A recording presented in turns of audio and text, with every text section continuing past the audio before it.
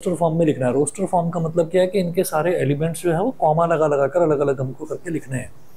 तो जैसे सेट ए है, वो बोल रहे हैं एक्स, सेट ए में ए के अंदर क्या होगा, एक्स होगा। और एक्स को कैसे डिफाइन करा गया है, एक्स इज डिविजिबल बाई 2 और 3। एक्स ना 2 से भी डिवाइड हो जाएगा, एंड 3 का मतलब क्या है, 2 से भी होगा और 3 से भी होगा। अगर 2 और 3 होता तो उसका मतलब ये है कि या तो 2 से होगा या फिर 3 से होगा।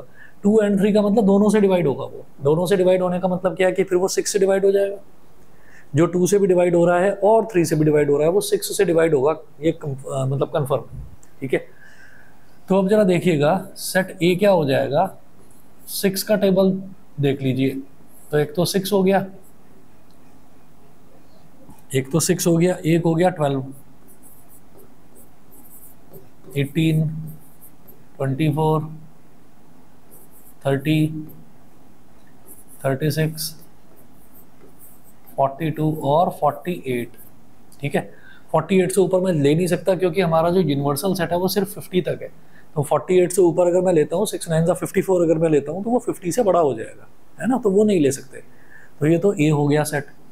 फिर सेट बी मेरे को बताना है, तो सेट बी क्या होगा, X such that X is equal to N square and N belongs to natural number.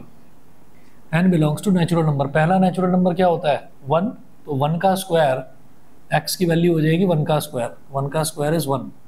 अगला नेचुरल नंबर 2, तो x की वैल्यू हो जाएगी 2 का स्क्वायर, 2 का स्क्वायर मतलब 4। अगला नेचुरल नंबर 3, तो 3 का स्क्वायर 9, फिर 4 का स्क्वायर 16, 5 का स्क्वायर 25, 6 का स्क्वायर 36 और 7 का स्क्वायर 49। ये हो गया सेट बी। सेट बी के बाद देखेंगे सेट सी। सी में क्या है, x such that x is a factor of 42, मतलब 42 का फैक्टर होना चाहिए। वो एक तो 1 है जो 42 को डिवाइड कर देगा, एक 2 है जो 42 को डिवाइड कर देगा, एक 3 भी डिवाइड करेगा, और 4 से तो डिवाइड नहीं होगा, 6 7 ज़ा 42 तो 6 भी होगा, 7 6 ज़ा 42 7 भी होगा, 8 9 10 11 12 13 14 होगा, 14 3 ज़ा 42, 15 16 17 18 19 20 21 होगा, है ना। और 21 के बाद भाई सीधा 42 होगा। ठीक है, तो ये हमारे तीनों सेट्स हो गए। ठीक, अब जरा चेक कर लेता हूँ एक बार। सेट ए दे रखा है 6 12 18 24 30 36 42 48। ठीक है, सेट बी दे रखा है 1 4 9 16 25 36 49। सेट सी है 1 2 3 6 7 14, 1 2 3 6 7 14 21 42, बिल्कुल सही।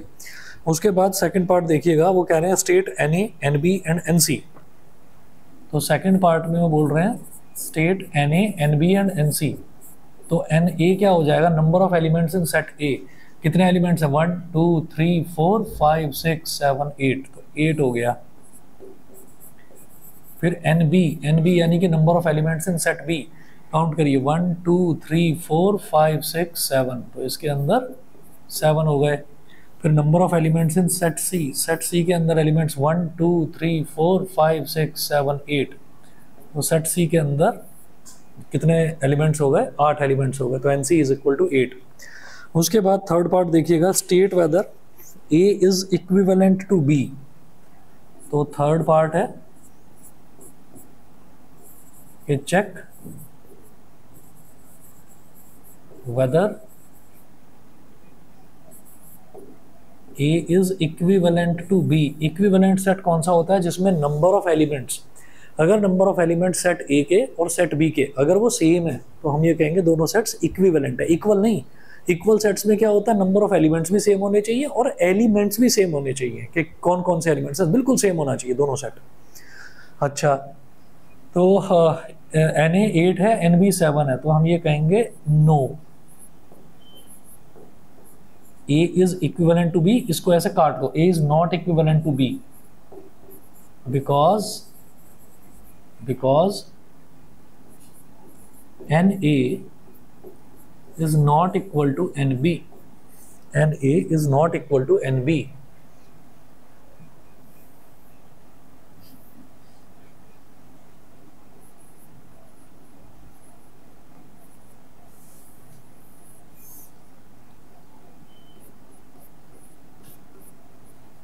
Fourth part,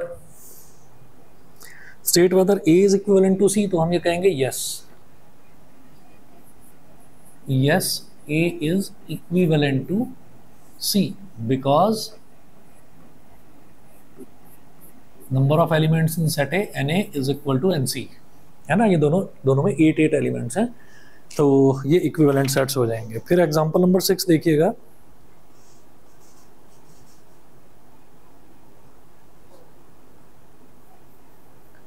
let A is equal to 5,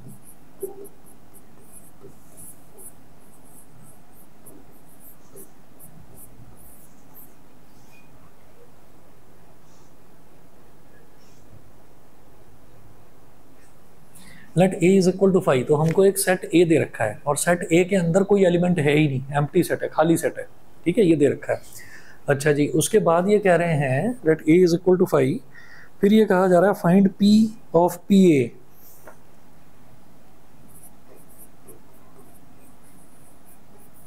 P of P A, P A का मतलब क्या होता है? पी ए का मतलब होता है power set of A. Power set of A जो आएगा उसका भी पावर सेट निकालना होगा हमको।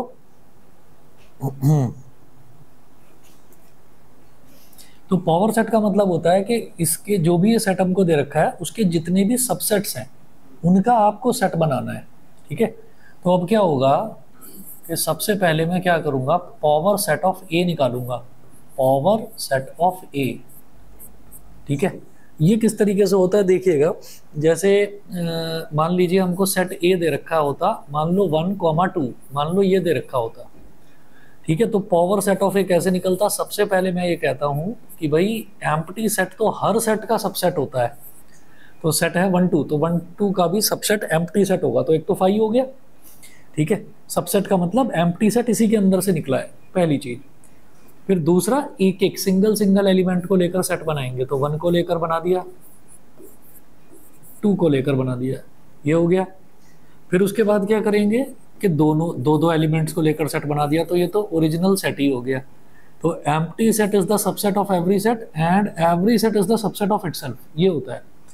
अच्छा, अब अगर मान लीजिए हमको यहाँ पर दे रखा है ए इज इक्वल टू 5, ए जो सेट दे रखा है वो सेट ही एम्प्टी सेट है, तो हम क्या करेंगे कि भाई इसका जो पावर सेट है वो बस यही होगा, 5 ही होगा। अब इसको आप कहेंगे 5 तो अपने आप में सेट है, तो उसको करली ब्रैकेट के अंदर बंद क्यों करा? जब भी कभी हम पावर सेट निकालते हैं, यानी कि सारे सबसेट्स निकालते हैं, तो हम क्या करेंगे, जितने भी सबसेट्स हैं ना उसके, किसी भी सेट के जितने भी सबसेट्स हैं, जैसे ये वाला सेट है 1, 2, तो इसका एक सबसेट क्या हो गया 5, एक हो गया 1, एक हो गया 2, एक हो गया 1, 2, इन सबको मैं एक करली ब्रैकेट के अंदर बंद करता हूँ। तो ये तो एम्प्टी सेट है, एम्प्टी सेट का तो भाई एक ही सबसेट होगा, एम्प्टी सेट ही होगा बस, है ना। तो इसको करली ब्रैकेट के अंदर बंद कर दिया, ये हो गया।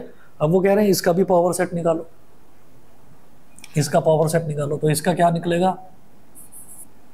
अब जो ये पी ए है, पी ए के अंदर एक एलिमेंट है 5, पी ए के अंदर एक एलिमेंट है 5, तो पी ऑफ पी ए, अब क्या करेंगे, सबसे पहले तो आएगा एक एम्प्टी सेट, क्योंकि एम्प्टी सेट कोई भी सेट हो उसका पहला सबसेट एम्प्टी सेट होता है, तो पहला तो हो गया एम्प्टी सेट। फिर क्या करेंगे, इसके अंदर 5 लिखा हुआ है, तो एक एलिमेंट निकाला 5 और उसको करली ब्रैकेट के अंदर बंद कर दिया, और फिर पूरे को करली ब्रैकेट के अंदर बंद कर दिया। तो ये हमारे पास पावर सेट आ गया पी ए का, समझ गए। जैसे मान लीजिए यहाँ पर 1 और 2 लिखा हुआ है, तो अगर मान लीजिए सिर्फ 1 लिखा हुआ होता तो 1 निकालकर उसको करली ब्रैकेट के अंदर मैं बंद कर देता। तो अब क्या लिखा हुआ है, सिर्फ 5 लिखा हुआ है, तो 5 को निकालकर करली ब्रैकेट के अंदर बंद कर दिया। और ये वाला 5 क्या है, ये है एम्प्टी सेट। एम्प्टी सेट हर सेट का सबसेट होता है, समझ गए? नहीं समझे? नहीं। सबसेट क्या होता है कि कोई भी मेरे को सेट दे रखा है, तो उसमें हम ये कहते हैं कि एम्प्टी सेट हर सेट का सबसेट होता है, ठीक है। और उसके बाद जितने भी एलिमेंट्स हैं उन सब एलिमेंट्स को अलग अलग निकालते हैं और सबको करली ब्रैकेट के अंदर बंद कर करके लिखते चले जाते हैं। जैसे यहाँ पर सिंगल लिखा, फिर 2 सेट आ गए, 2 एलिमेंट आ गए, तो 2 एलिमेंट्स को करली ब्रैकेट के अंदर बंद करा। मान लीजिए 3 होते तो 3 को भी बंद कर देते। मतलब कितने उसके अंदर से सबसेट्स निकल सकते हैं छोटे छोटे वो, और उन सारे सबसेट्स का जो सेट है उसको कहते हैं पावर सेट, ठीक है। ये है बस इसमें। और ये हमारा वो कह रहे हैं also right the cardinal number of P ए। तो कार्डिनल नंबर क्या होता है, number of elements.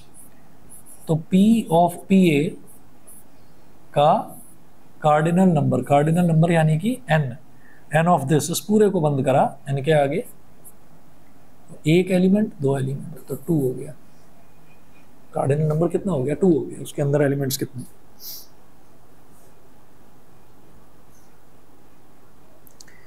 Example number 7 देखिएगा।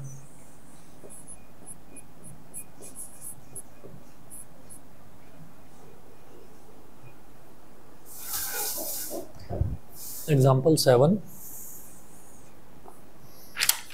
7 में दिया है two finite sets A and B have M and K elements respectively.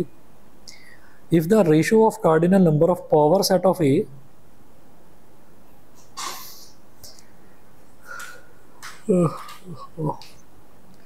power set of A to cardinal number of power set of B is 64:1 and Na plus Nb is equal to 12, then find the values of M and K. Power set मतलब कि किसके number of subsets कितने हो सकते हैं।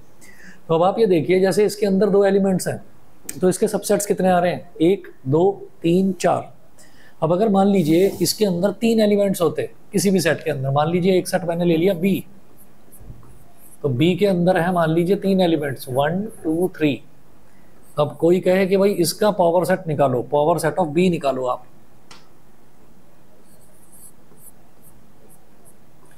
तो करली bracket लगाएंगे। सबसे पहले तो लिखेंगे फाई कि empty set is the subset of every set, पहले तो फाई आ गया। फिर सिंगल एलिमेंट ले लो तो 1 2 3, सिंगल एलिमेंट्स ले लिए तीनों। फिर 2 एलिमेंट्स ले लो तो 1 2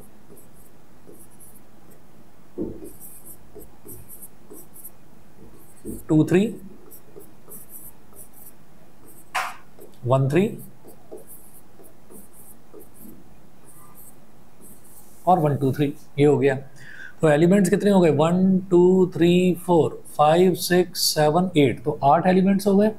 तो अगर नंबर ऑफ एलिमेंट्स 3 है, अगर 3 एलिमेंट्स हैं तो टोटल नंबर ऑफ सबसेट्स कितने हो जाएंगे? 2 की पावर 3 मतलब 8। अगर नंबर ऑफ एलिमेंट्स 2 हैं तो इसका टोटल सबसेट्स कितने हो जाएंगे? 2 की पावर 2। 1 2 3 4 दिखाई दे रहा है 4। तो अगर किसी भी एलिमेंट्स के अंदर नंबर ऑफ एलिमेंट्स, किसी भी सेट के अंदर नंबर ऑफ एलिमेंट्स कुछ दे रखे हैं तो 2 की पावर में आपको कर दीजिए वो नंबर ऑफ एलिमेंट्स, है ना, तो उससे आपके क्या आ जाएंगे? टोटल नंबर ऑफ सबसेट्स आ जाएंगे। यहाँ तक समझ गए? ठीक है। अब एग्जांपल नंबर 7 में देखिए क्या दे रखा है। 2 फाइनाइट सेट्स, तो 2 सेट्स हैं A और B। फाइनाइट सेट्स का मतलब उसके अंदर फिक्स है कि उसके अंदर नंबर ऑफ एलिमेंट्स कितने हैं। Have M and K elements respectively, तो ये पता है कि उसके अंदर M एलिमेंट्स हैं और K एलिमेंट्स हैं। तो सेट A में कितने नंबर ऑफ एलिमेंट्स हैं? Number of elements in set A ये कितना है? M। Number of elements in set B ये कितना है? K। ठीक है, तो M और K ये हो गया। अच्छा जी, उसके बाद वो बोल रहे हैं if the ratio of cardinal number of power set of A to cardinal number of power set of B is 64:1। Power set क्या बोल रहे हैं? If the ratio of cardinal number का मतलब क्या है कि किसी भी सेट के अंदर नंबर ऑफ एलिमेंट्स कितने हैं उसको कार्डिनल नंबर बोलते हैं। तो वो कह रहे हैं if the ratio of cardinal number of power set of A यानी कि n, ब्रैकेट में लिखेंगे PA अपॉन n, ब्रैकेट में लिखेंगे PB। तो पावर सेट ऑफ ए में कितने एलिमेंट्स हैं? M। तो उसके अंदर नंबर ऑफ सबसेट्स कितने होंगे?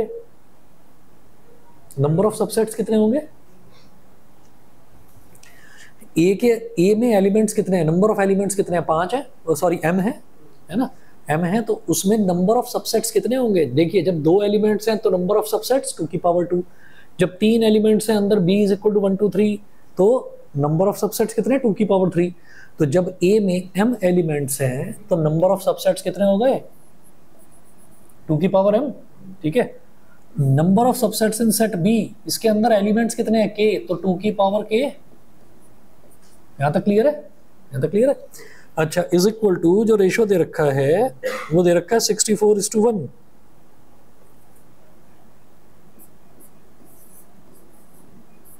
64:1, यहाँ तक समझ गए? ठीक है, अच्छा जी ये कर लिया। अच्छा मेरे को निकालना क्या है, मेरे को m और k निकालना है, ये हमको दे रखा था। अच्छा 2 की पावर m अपॉन 2 की पावर k, क्या लिखेंगे इसको हम? ये हटा रहा हूँ, ये आपको समझाने के लिए लिखा था मैंने।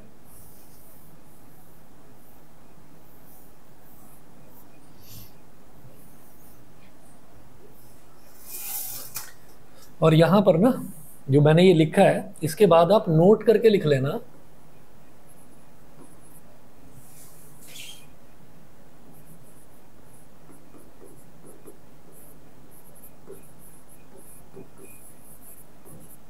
कि number of subsets of any set, number of subsets of any set is equal to 2 की power n, where small n is the number of elements of that set, तो 2 की पावर n हो गया। तो यहां पर नंबर ऑफ एलिमेंट्स कितने दे रखे हैं सेट A में m, तो इसके अंदर नंबर ऑफ सबसेट्स कितने हो गए 2 की पावर m। यहाँ सेट B में नंबर ऑफ एलिमेंट्स दे रखे हैं k, तो उसके नंबर ऑफ सबसेट्स कितने हो गए 2 की पावर k। तो 2 की पावर m अपॉन 2 की पावर k, इसको क्या लिख सकता हूँ 2 की पावर m माइनस k। तो 2 की पावर m माइनस k, और 64 अपॉन 1 है तो अपॉन में 1 लिखने की तो जरूरत ही नहीं होती। तो 64 क्या हो जाएगा 2 की पावर 6, 2 की power 6। It implies that m minus k is equal to 6। भाई इधर 2 की पावर में क्या है m माइनस के, इधर 2 की पावर में क्या है 6, तो इसका मतलब m माइनस के 6 के इक्वल है। ये हो गई इक्वेशन नंबर 1। फिर लिखेंगे also it is given that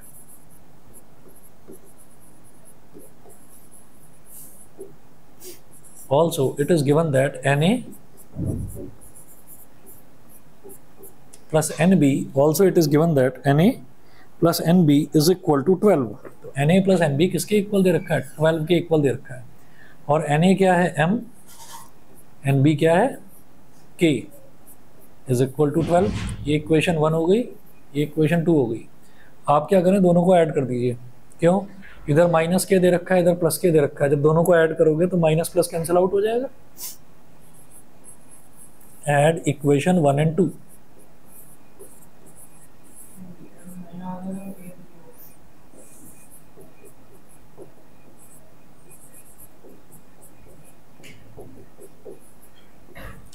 minus के प्लस के cancel out, m plus m कितना हो गया 2m, 6 प्लस 12 कितना हो गया 18, तो 2 9 जा 18, तो m की वैल्यू क्या आ गई 9 आ गई।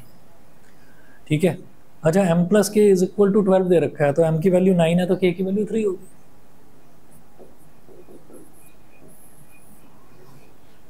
सही है। ऐसे ही एग्जाम्पल नंबर 8 देखेंगे। एग्जाम्पल नंबर 7 इस पर इंपॉर्टेंट मार्क कर लेना, ये वाला जो भी हमने करा है। ऐसे ही एग्जाम्पल नंबर 8 देखेंगे। नोट कर लिया ये, कर लो।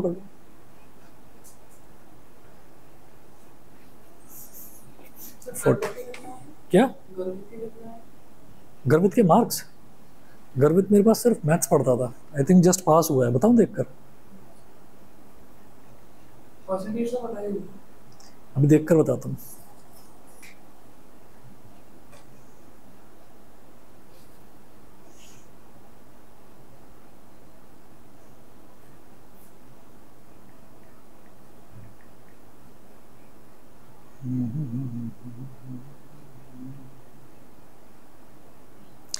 परसेंटेज आई है 83% और मैथ्स में आए हैं 47। हाँ आउट ऑफ 100 ही बताएगा वो, और क्या। हाँ पास हो गया। ठीक है जी, चलिए जी अगला देखते हैं एग्जांपल नंबर 8।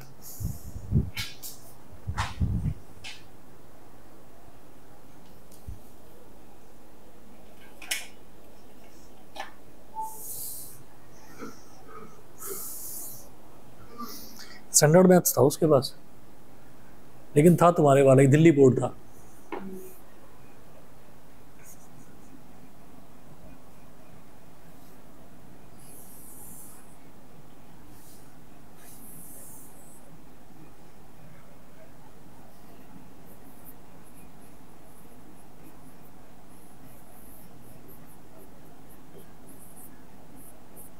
एग्जाम्पल नंबर 8 देखिएगा।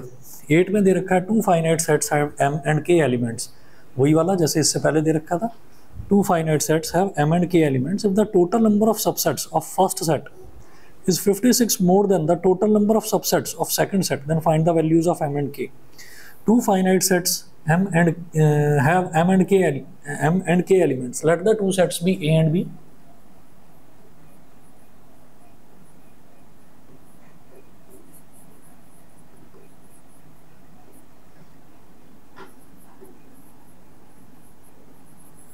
Let the two sets be a and b.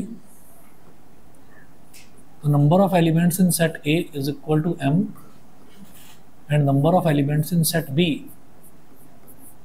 is equal to k, है ना, ये हो गया।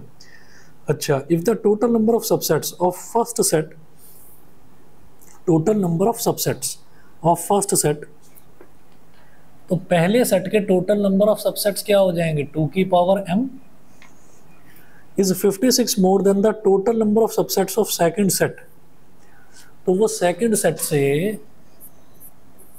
2 की पावर k, है ना, सेकंड सेट का जो टोटल नंबर ऑफ सबसेट्स हैं उससे 56 ज़्यादा है।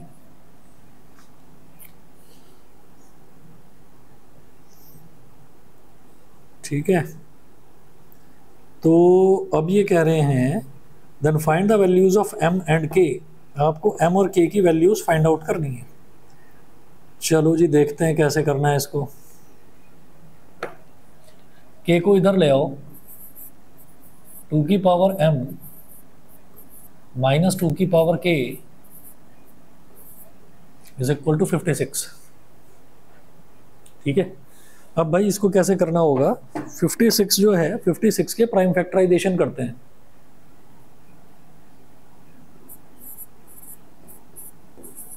प्राइम फैक्टराइजेशन मतलब प्राइम नंबर से डिवाइड करना एक एक करके। तो starting from the very small prime number या स्मॉलेस्ट प्राइम नंबर, तो वो 2 होता है, तो 2 28 जा, फिर 2 14 जा, फिर 2 7 जा, लास्ट में 7 आ गया। अब जैसे 2 की पावर m माइनस 2 की पावर k है, तो यहां से आप एक काम करो,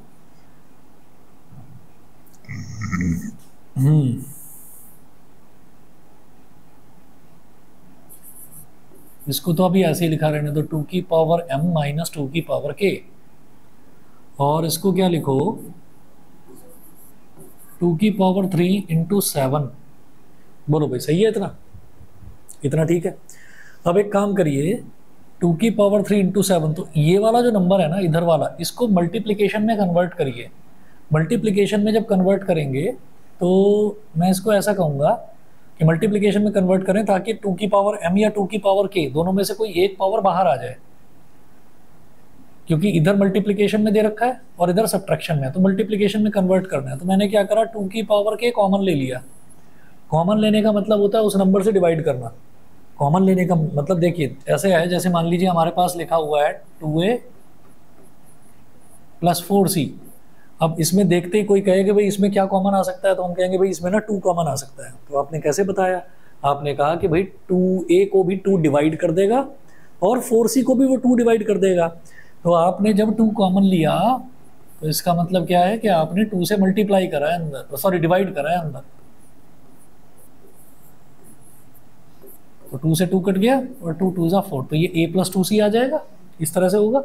तो वही काम मैंने यहाँ पर करा, मैंने 2 की पावर k कॉमन ले लिया, इसका मतलब 2 की पावर m को भी 2 की पावर k से डिवाइड करा, माइनस 2 की पावर k को भी 2 की पावर k से डिवाइड करा। इधर रह गया 2 की पावर 3 इंटू 7, इधर 2 की पावर k से 2 की पावर k कैंसिल आउट हो गया, ये हो गया 2 की पावर k इंटू ये 2 की पावर m अपॉन 2 की पावर k क्या हो जाएगा, 2 की power m minus k minus 1। यहाँ तक बोलो, यहाँ तक समझ गए, ठीक है। अच्छा जी, इज इक्वल टू 2 की पावर 3 इंटू ये जो 7 है इसको क्या लिख सकते हैं, 2 की पावर 3 माइनस 1 लिखा जा सकता है, बताओ भाई, ठीक है। तो यहाँ से अगर मैं कंपैरिजन करने लगूँ तो ये k जो है ये 3 के बराबर आ जाएगा। कंपेयरिंग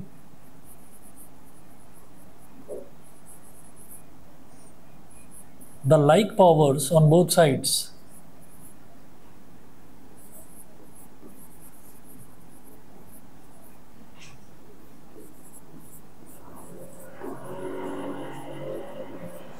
तो k की वैल्यू 3 के इक्वल आ गई और इधर m माइनस के भी 3 के इक्वल आ गया। तो k की वैल्यू तो ऑलरेडी 3 है, तो m minus 3 is equal to 3। तो m की वैल्यू कितनी हो गई 3 प्लस 3, मतलब m की वैल्यू हो गई 6। k की वैल्यू 3 है और m की वैल्यू 6 है। समझ गए होंगे।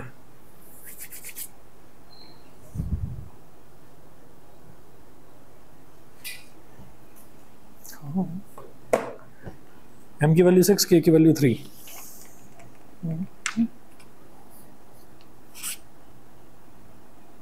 अच्छा जी, अब अगला टॉपिक मैं आपको करवाता हूँ। आज के लिए जो आपका होमवर्क है वो पूरी एक्सरसाइज है 5.2। लास्ट क्लास में मैंने आपको 3 क्वेश्चन दिए थे, आगे टोटल 13 क्वेश्चन है, तो बाकी के 10 क्वेश्चन आज करने हैं।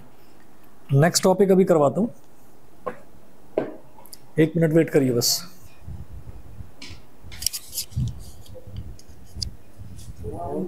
थोड़ा और धीरे अगर बोलोगे तो अभी ला समर ब्रेक तो हो गया होगा ना 20 से, यानी कि और 2 दिन बाद। और तुम्हारा तो हो गया होगा, तुम्हारा तो 9 मई से चालू और तुम्हारा कितना हो गया सुबह बुलाइए, सुबह बुलाइए। हाँ सही है। और 2-4 दिन बाद से अगले हफ्ते से सुबह बुलाइए।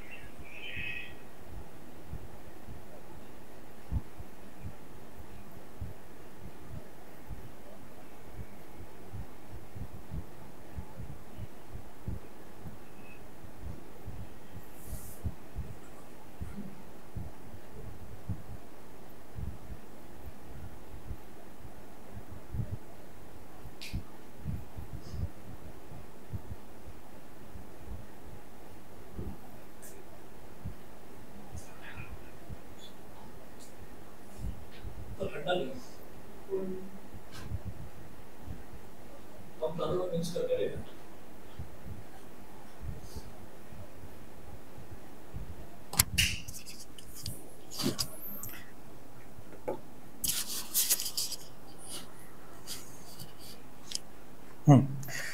हेडिंग डालेंगे वेन डायग्राम्स।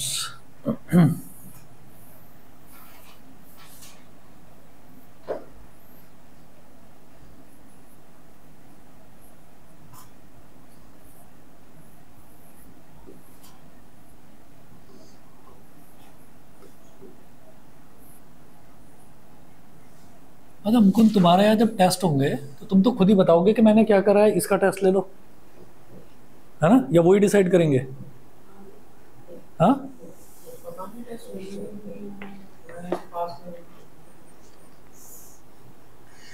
वेन डायग्राम्स में ऐसा होता है कि पूछना, it is a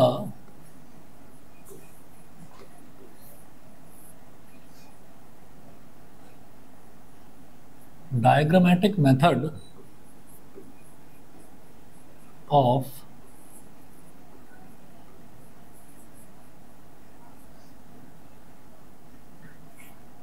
representing sets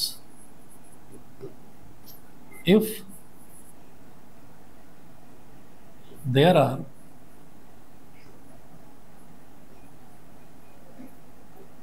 two sets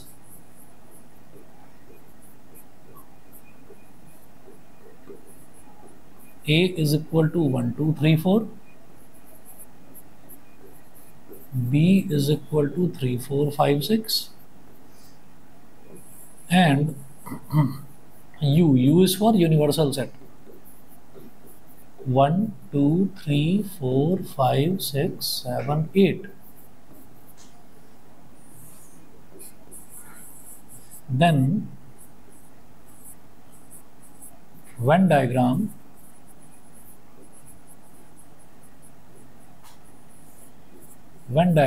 will be, इनका वेन डायग्राम कैसे बनेगा? एक ना रेक्टेंगल बना लेते हैं, ऐसे एक रेक्टेंगल बना लेते हैं। रेक्टेंगल के अंदर दो सर्कल बना लेंगे, एक और दो सर्कल बना लेंगे, ठीक है? अच्छा जी, अब यहाँ पर लिख देंगे यू, यहाँ पर यू लिख देंगे। अब क्या है कि जो ये सेट है पहला, ये जो पहला एक सर्कल बनाया है इसको लिख देंगे ए, जो दूसरा सर्कल बनाया है इसको लिख देंगे बी, ठीक है? अच्छा, ए के अंदर कितने एलिमेंट्स हैं? 1 2 3 4, 4 एलिमेंट्स हैं, तो इसको ऐसे लिखेंगे 1 और 2 इधर लिखेंगे। बी के अंदर कितने? 3 4 5 6, तो इसमें 5 और 6 इधर लिखेंगे। दोनों के कॉमन एलिमेंट्स कौन कौन से हैं? 3 और 4, है ना? तो 3 और 4 को लिख देंगे बीच में, 3 और 4 बीच में आ जाएंगे, तो सारे एलिमेंट्स आ गए 1 2 3 4 5 6। लेकिन यूनिवर्सल सेट में अगर देखा जाए तो दो एलिमेंट्स अभी बच गए, 7 और 8। तो उसको क्या करेंगे, ये जो दो सर्कल्स है ना, ये जो पहला सर्कल है this is for set A, जो दूसरा सर्कल है this is for set B. अब इन सर्कल्स के अलावा कहीं पर भी आप 7 और 8 एलिमेंट्स लिख दीजिए, तो इधर लिख दिया 7 और इधर लिख दिया 8, ठीक है? तो जो पूरा यूनिवर्स है, पूरा यूनिवर्स यानी कि इन दोनों सेट्स का पूरा जो यूनिवर्स है वो क्या है? 1 2 3 4 5 6 7 8, ठीक है? तो हमने ऐसे लिख दिया, this is called Venn diagram. तो वेन डायग्राम ऐसे हो गया कि सेट्स को इस तरह से रिप्रेजेंट करा जाता है वेन डायग्राम के थ्रू। अच्छा जी, इसके बाद हेडिंग डालेंगे ऑपरेशंस ऑन सेट्स।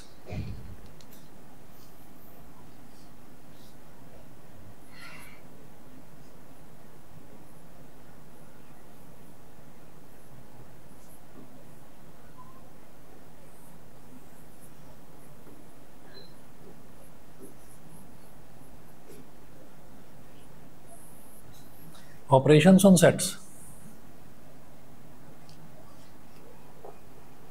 तो पहला है यूनियन ऑफ टू सेट्स।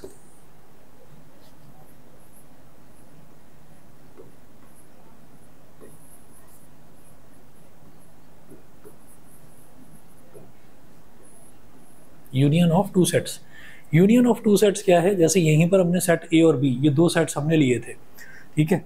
आप ये मानिए कि जैसे ये वाला हमने एक सेट ए और सेट बी ये हमने लिया,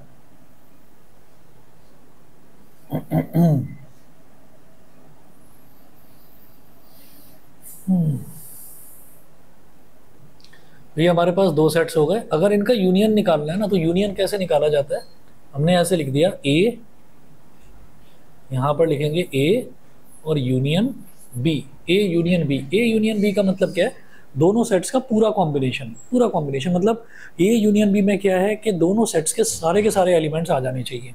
तो कैसे लिखेंगे इसको, 1 2 3 4 5 6, तो ए और बी के सारे एलिमेंट्स आ गए इसमें, 1 2 3 4 5 6, ये हो गया union.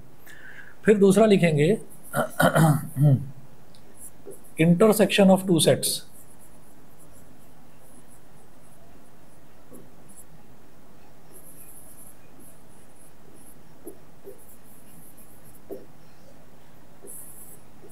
Intersection of two sets, तो इंटरसेक्शन में हमने क्या लिखा, ए इंटरसेक्शन बी। तो ए इंटरसेक्शन बी में क्या होगा, ए इंटरसेक्शन बी में ये होगा कि ए में और बी में इंटरसेक्ट कहाँ पर कर रहे हैं दोनों, यानी कि दोनों में कॉमन एलिमेंट्स क्या क्या हैं। तो कॉमन एलिमेंट्स क्या क्या है, 3 और 4, तो यहाँ लिख देंगे 3, 4, ये हो गया ए और बी का इंटरसेक्शन। ठीक है जी। इसके बाद लिखेंगे डिफरेंस ऑफ टू सेट्स।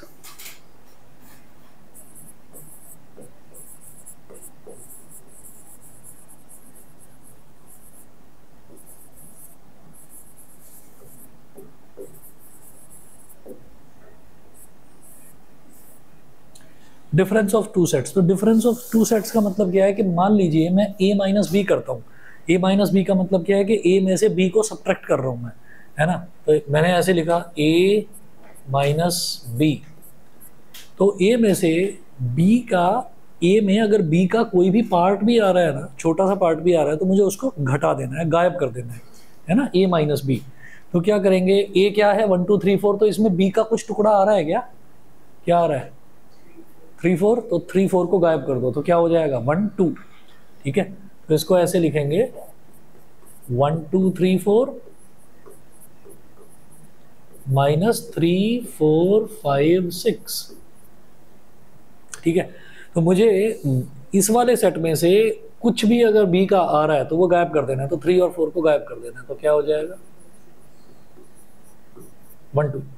ठीक है, इसी तरह से अगर उल्टा देखिए b माइनस ए हो, तो 3 4 5 6, हाँ गया, वो कोई मतलब नहीं, मेरे को b से मतलब नहीं है, मुझे तो ये देखना है a में अगर b का कुछ भी आ रहा है तो उसको सब्ट्रैक्ट कर देना है, मतलब गायब कर देना है। ठीक है, हाँ बस, तो 3 4 5 6 है b, और a क्या है 1 2 3 4। अब जरा देखिए इसमें क्या कॉमन आ रहा है, इसमें b में a का कुछ आ रहा है क्या, तो b में भी 3 और 4 आ रहा है, तो यहां पर b में क्या बचेगा 5 6।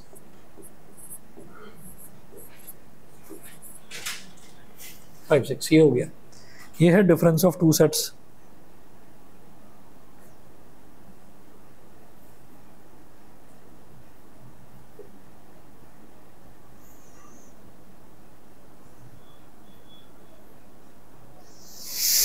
उसके बाद नेक्स्ट देखेंगे symmetric difference of two sets. यहां तक नोट कर लिया। नेक्स्ट देखेंगे फोर्थ ऑपरेशन है symmetric difference of two sets.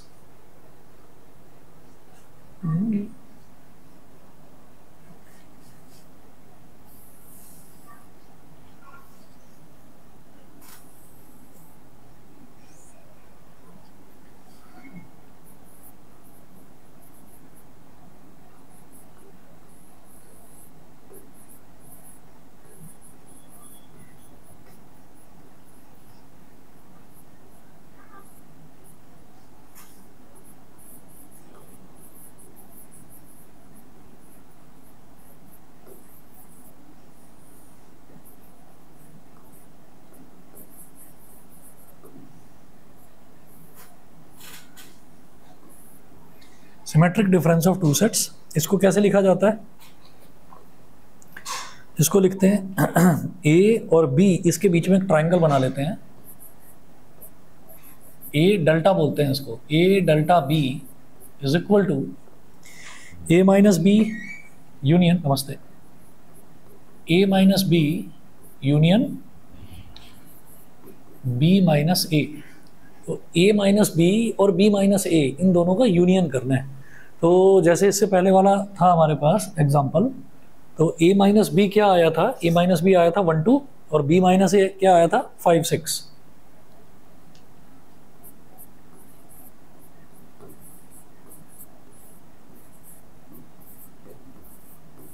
तो इन दोनों का यूनियन करेंगे, यूनियन का मतलब कॉम्बिनेशन सारा का सारे एलिमेंट्स इसके। तो ये क्या हो जाएगा 1 2 5 6, ये हो गया 1 2 5 6, ठीक है, ये हो गया सिमेट्रिक डिफरेंस। इसके बाद एक आता है आपका कॉम्प्लीमेंट ऑफ अ सेट।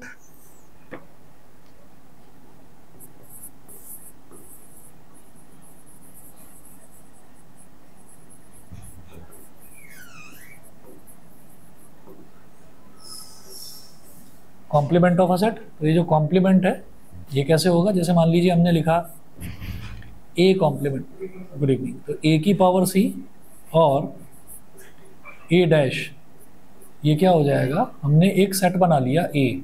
तो सेट ए क्या था यहाँ पर देखिएगा 1 2 3 4, 1 2 3 4 इसका डैश। इसका मतलब क्या है कि 1 2 3 4 को छोड़ दीजिए, बस यूनिवर्सल सेट में से 1 2 3 4 हटा दीजिए। यूनिवर्सल सेट क्या है 1 2 3 4 5 6 7 8, 1 2 3 4 को गायब कर दो। ए कॉम्प्लीमेंट मतलब ए के अलावा सब कुछ, ठीक है ना, ए नहीं होगा, ए के अलावा पूरा यूनिवर्सल सेट। तो ये क्या हो जाएगा 5 6 7 8, ठीक है। तो ये 5 टाइप के ऑपरेशंस थे सेट पर, ठीक है। और बाकी इसके क्वेश्चंस बाद में देखेंगे। आपको इसका जो पहली वाली जो मैंने एक्सरसाइज बताई 5.2, इसमें 13 क्वेश्चन है, 3 आप कर चुके होंगे, 10 करने बाकी के, ठीक है ना। इतना करिए बस, बाकी मिलते हैं नेक्स्ट क्लास में।